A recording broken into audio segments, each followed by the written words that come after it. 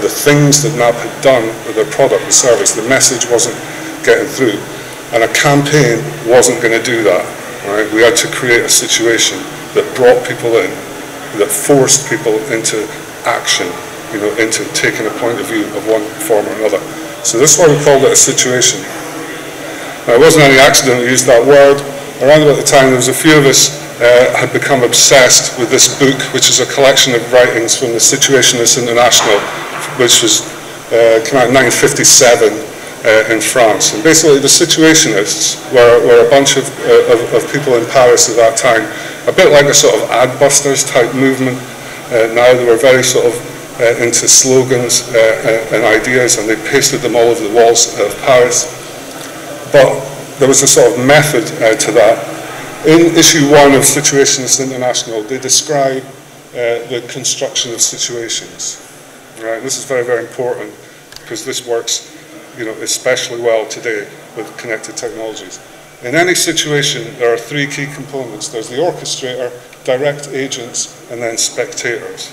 So the orchestrators, in terms of breakup, was the agency and the bank, all of the employees, and people that were sort of connected to it in some way. So that was the orchestration of the event. The next group were direct agents. Now, again, that was everyone that had a vested interest in the campaign. Now, there is this kind of thing that is slightly ingenuous if you're an agency or a company or a brand to sort of get involved in any situation and try and, prod people and bring people in. This is not the case. It's absolutely necessary. Right? If the orchestrators, like the brand and the agency, if they don't believe in what's going on, then it's not going to fly. So everyone has to, directly play a part. And then the third bunch are spectators. Right? So that's the general populace. And they had to be forced into action, either to coming out for it or against it or doing something. So that was the kind of framework for the thing. I'm now going to hand over to Kate, who's going to tell you exactly how it was executed. Good morning, everyone. How are you all? Good? And thanks, Ian. What a great introduction. I'm really excited to talk to you about how we did create a situation, not just implement a traditional marketing campaign, and also how we use paid, owned and earned media to work together. You hear a lot about that now. I think there's a little bit of the art of storytelling. It's interesting, the head popped up behind my slides then, didn't it? I'm just seeing things. Now at the time, there was a bit of a marketing challenge that we were facing into. There were 3 things we were thinking about. The first was consumer perception. We knew, and it didn't take much, we didn't need to do focus groups. We understood that a lot of people perceived the big 4 banks to be exactly the same. And that's probably a product of talking to people in a very similar way. We understood that our audience, when it came to banking, were very apathetic and quite cynical.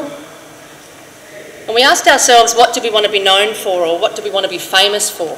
And one word I remember flying around at the moment was being remarkable. Now at the time, about 2 years leading up to the breakup campaign, we'd committed to a business strategy of fairer banking. Now we genuinely felt that we'd been doing the right thing. We'd introduced a lot of customer initiatives to make banking fairer and to benefit our customers. We'd also invested a significant amount of marketing dollars to advertise these things. Of course, we had TV ads, we had press ads, and we were broadcasting to our audience, letting you know about all the great things we'd done. But for all the marketing and advertising in the world, we just didn't stand out. And in focus groups and other research studies, we found that ANZ and Commonwealth Bank came out on top as the leaders in making banking fairer. We also were misattributed. A lot of our advertising, people recalled Westpac. Now that's not a great position to be in when you're investing a lot of money in media. That was until one fine day in 2011, and if we can cue this movie, a bit of a campaign reel for you to get you in the spirit of what was just 14 months ago.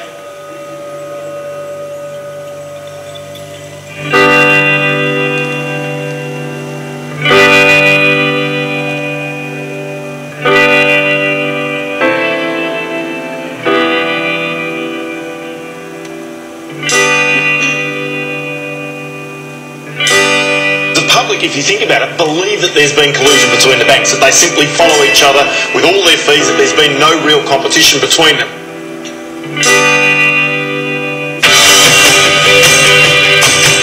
This all actually started on Friday with what looked like an accidental tweet from a NAB employee. It read, "So stressed out, have to make a tough decision, and I know I'll probably hurt someone's feeling.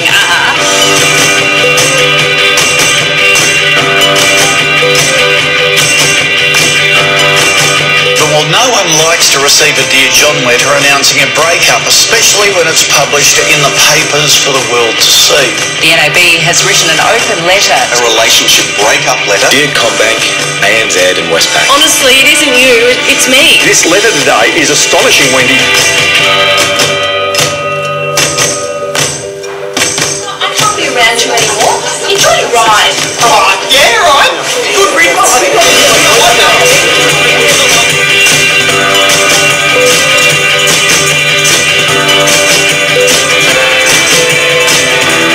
Nowhere was safe from the blitz by the newly single NAB.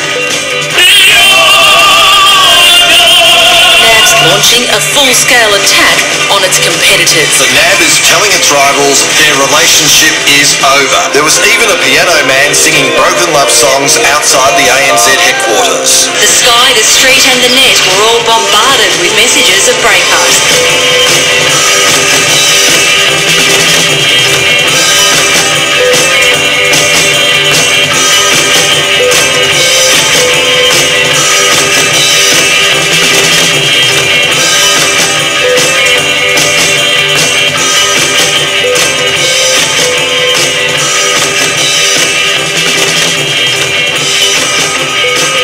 This is the biggest thing we've seen in banking for a long, long time.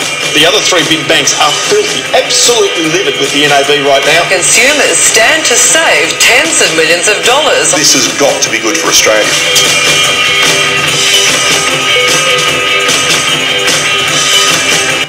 I might wrap it up there because we'll get to results at the end. Does everyone remember the breakup campaign, or is it completely new?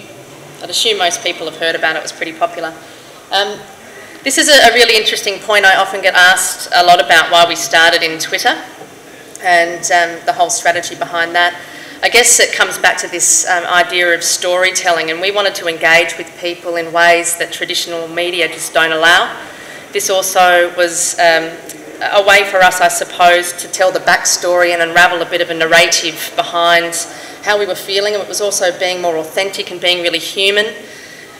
We didn't know whether or not it would work, but it was worthwhile taking the risk to see. There was nothing to lose at all, and it actually spread like wildfire, thanks to Westpac.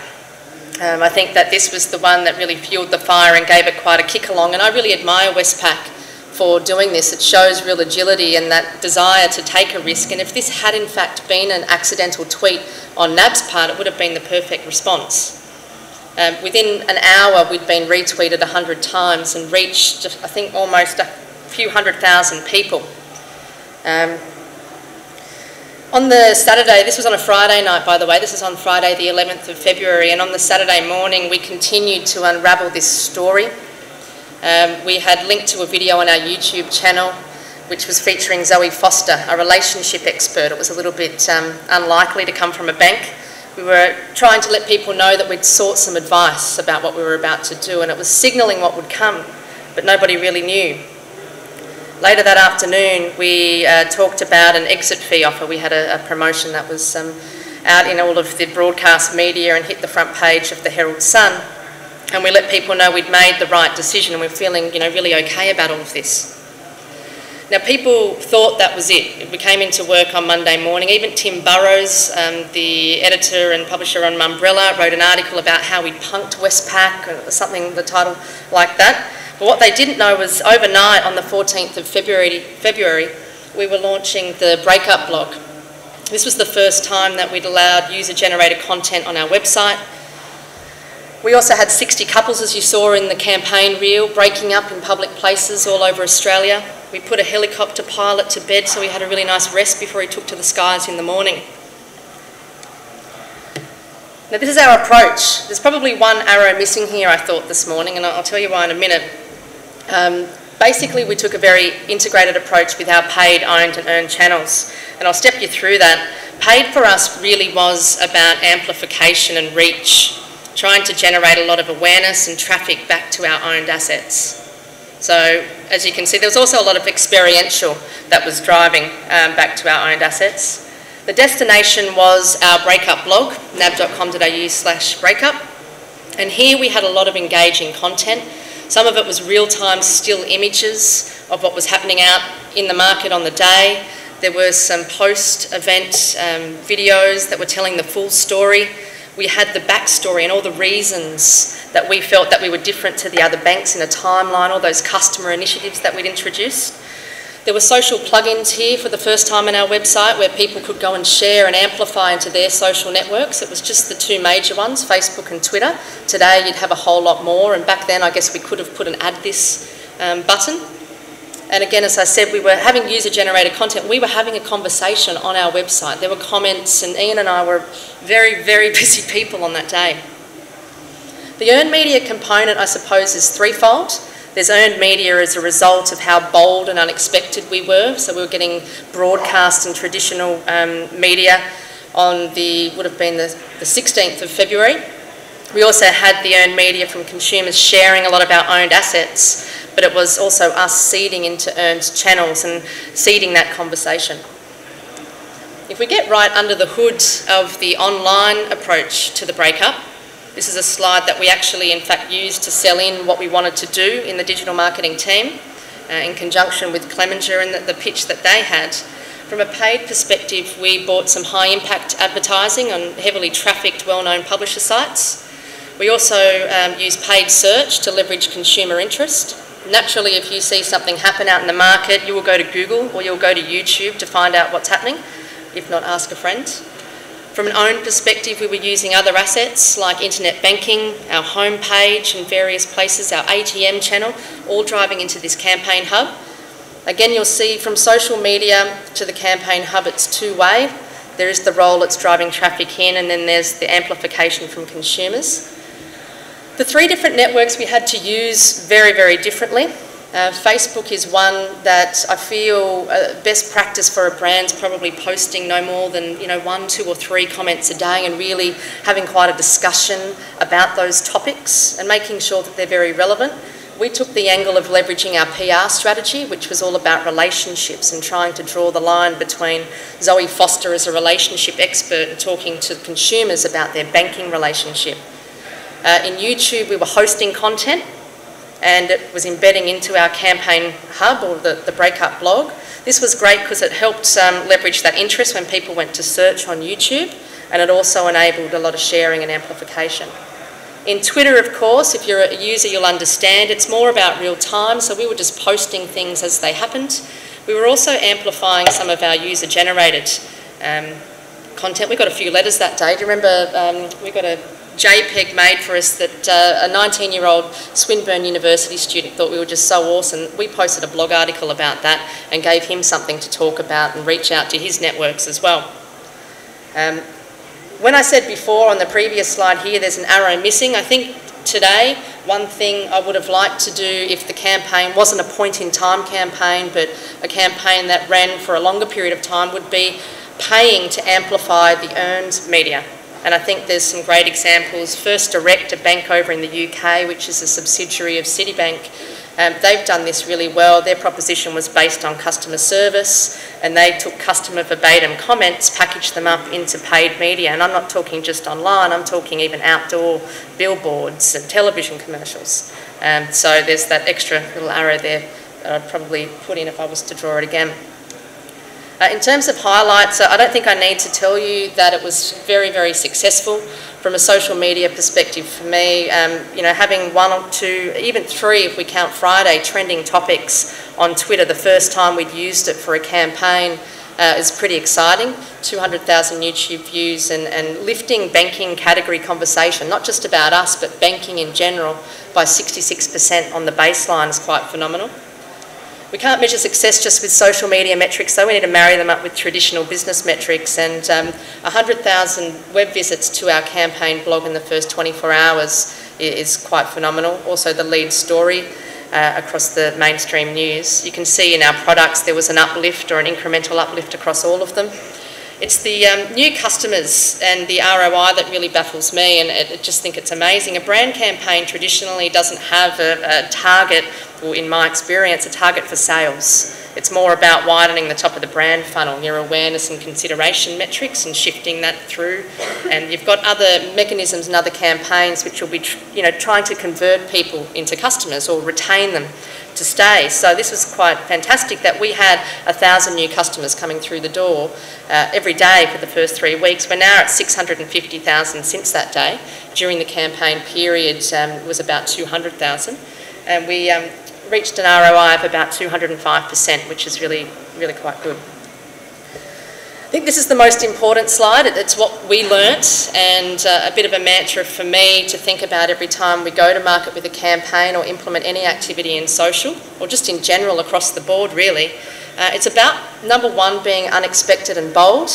Now I think recently, if any of you are music fans and you were watching, like I was, the live stream of Coachella, when they beamed in Tupac as a hologram on stage with Snoop Dogg a couple of weeks ago, that was very, very unexpected. Maybe not so bold, but very unexpected, and it drove huge earned media, millions of YouTube views, and got people very, very excited by it. Start a conversation and do it with purpose and authenticity.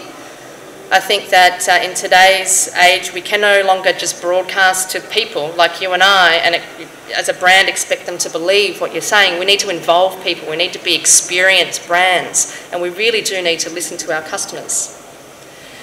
Have a mission control. Now, we don't have a mission control 100% of the time. We bring it together when we have large-scale campaigns in market, but one brand that does have a mission control is Gatorade. So Bone and Bow at PepsiCo, I'm sure you could reach out to him through Twitter if you're interested. They have got a mission control with all of their Radian 6 measurement. They're able to see where the conversation's going. They can make decisions on the fly. It's also a great tool to walk senior leaders through so they can see what's happening. You can imagine having comments on nab.com.au back 18 months ago was really making a lot of my senior leaders quite nervous because they weren't all favourable. It wasn't all roses. There were some people that were expressing their opinion, and I was publishing them. The fourth point there was to embrace change and be adaptable. Ian talked about how we work together very differently and more collaboratively, I suppose, than we ever had before. But it's also this notion of embracing new technologies and trying something new, taking a risk.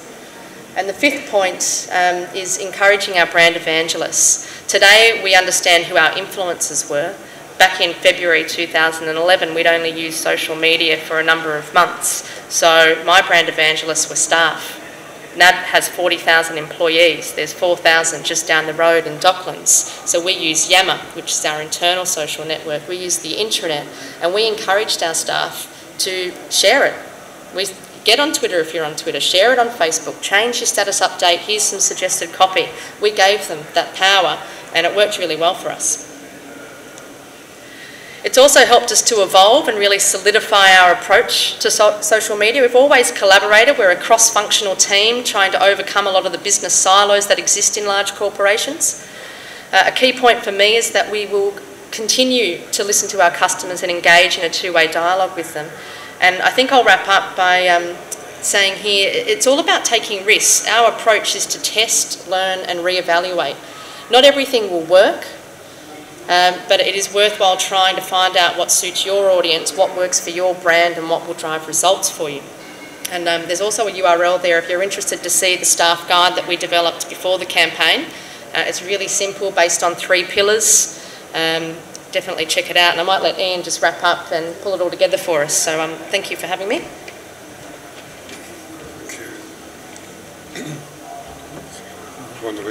So thanks, Kate.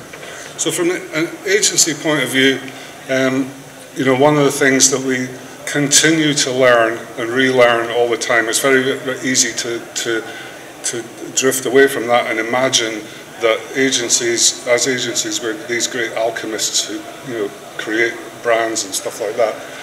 We do our bit to try and develop that, but the thing to remember always is the brand is not what we say it is, it's what they say it is in the hearts the minds of people out there. So it is, the brand is what you get, right? You don't make a brand and put it out there. It's what you get as a result of the things that you do and the things that you say.